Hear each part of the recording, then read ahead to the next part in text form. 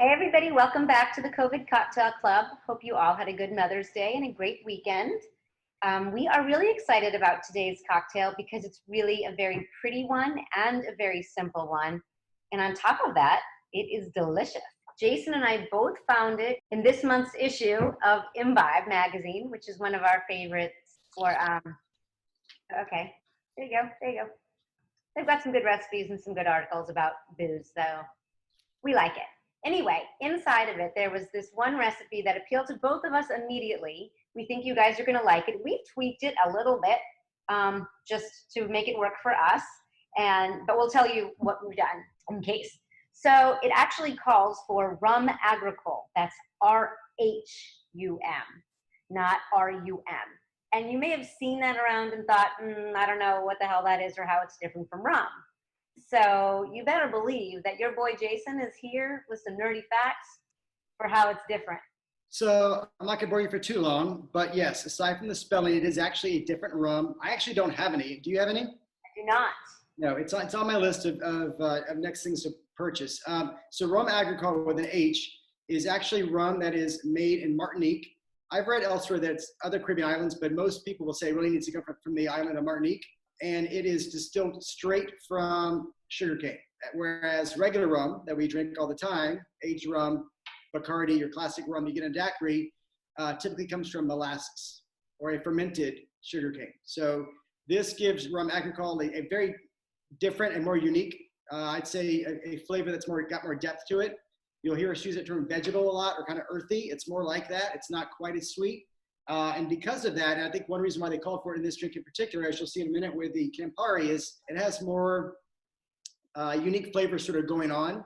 And I think they felt that the rum agricole, because of that depth, could handle it more. We've made this a few times already, even though this issue just came out. It's one of our favorite new drinks. And I think it's amazing with just aged rum. But I am anxious to try it with the agricole just to see how much it changes. I've done the same. I've made it with aged rum myself. And it sounds at first like it's going to be too sweet that way. And it is sort of on the sweeter side of things that we like, but the Campari does take that edge off and prevent it from being too sweet. Plus there's lime in it and that also helps. But you've got a really rich syrup in it as well. And the recipe called for turbinado syrup and it called for a really rich 2-to-1 version. When you see it say 2-to-1, that just means it's 2 times the amount of sugar to 1 time the amount of water. So instead of doing a half a cup of water, a half a cup of sugar, you would do 1 cup of turbinado sugar, which is like a brown sugar with half a cup of water. I'm going to use a demerara syrup that I have. It's similarly brown and rich and molasses-ish. I think it's a good stand-in. Regular, simple, I would go ahead and use that as well. I've got brown sugar simple syrup that I made for our drink earlier last Friday. Again, we're both doing variations of it. At the end of the day, it's, I think at its core, it is the classic version of this drink with just a little twist to it. So I was gonna say, what I'm most excited about is, as you know, I am a fan of Campari. And I like that it is a key ingredient here, but it's done in an interesting fashion where it's actually done with a bar spoon and it actually creates a really pretty sort of, what would you call it? A gradient or a ombre sort of color design. But if you guys remember the New York Sour, you're going back like to the very first week of the CCC here. It's a similar technique where we're going to drizzle something dark into a light cocktail over the back of a bar spoon. So practice this technique so that you get this one down because it's really pretty, easy, and it's very impressive. And delicious. And delicious. Look at our ingredients. You'll see we have lime juice, so we're going to shake.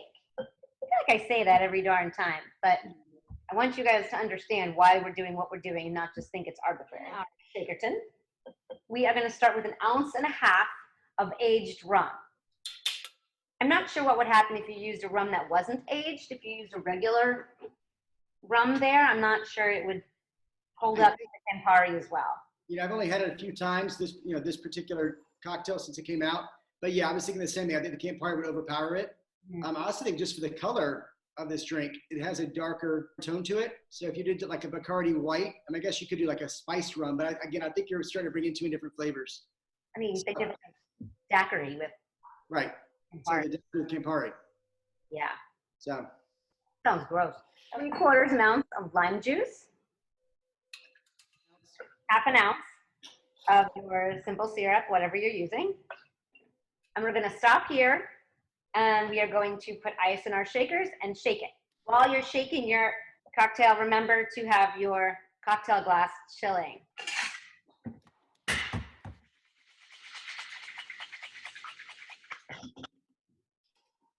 Dump our water. Yeah, if you guys have purchased a Nick and Nora, this would be the time to bring it out. Well, a coupe glass would absolutely work here. I think this drink is really, really pretty in this particular cocktail, especially as you guys will see in a minute with a bar spoon and that sort of gradient.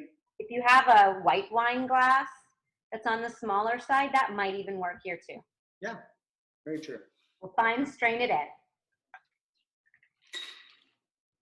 If I may brag, this is my new Nick and Nora glass. Yeah, it's pretty cool.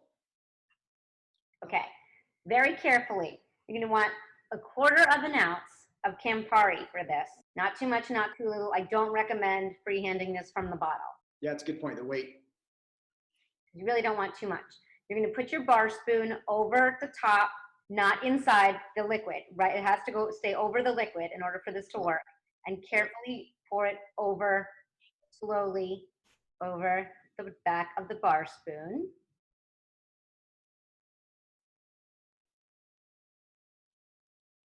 See how pretty? Ooh. And that is one damn fine looking cocktail. For your garnish, this is very interesting. I'm not certain why we're garnishing it with black pepper, but it does seem to add a little something to it, so I'm gonna go with it. You're gonna take your fresh cracked pepper and just put a little dash of cracked pepper on top. Okay. I feel like I'm in one of those Italian restaurants, and I'm like, Right. tell me when. You have some Reggiano as well? Yeah, right? And actually, I'm just doing just a little pinch. Just enough Anyways, to give your nose a little something to think about while you're drinking. yeah, and I think visually it's also very pretty. It just sits on top. It's very clean because really your eye should be drawn to the side profile of this drink more so than something frou-frou and frilly on top. I have to say, other than the one we just made last Thursday, what's it called? Electron. I would say that and this guy here are my two favorites in the last 3 months. Yeah, I don't disagree with you. And very different as well. This is not necessarily a poolside drink. I will say this will be a good way to get into Campari if you're not already. This is not a drink that you'd want to use a straw because you'll be drinking straight Campari. So what's nice about this drink is as you sip it, you're getting kind of that mixed profile of the rum and the lime and the Campari all in one. Sort of like it were shaken all together, even though it's floated towards the bottom. I think he's lovely after dinner. Yeah, or before, or during. Or in the middle of the afternoon. This week, we have a new schedule this week. As you guys know, we are shifting to a 3-day CCC schedule. So we will not see you tomorrow. We will see you on Wednesday where we're bringing in sake to our bar menu. So have your sake, have your gin and cucumber. And yeah, that should be interesting. I think it's time to bring in some different ingredients. Very different.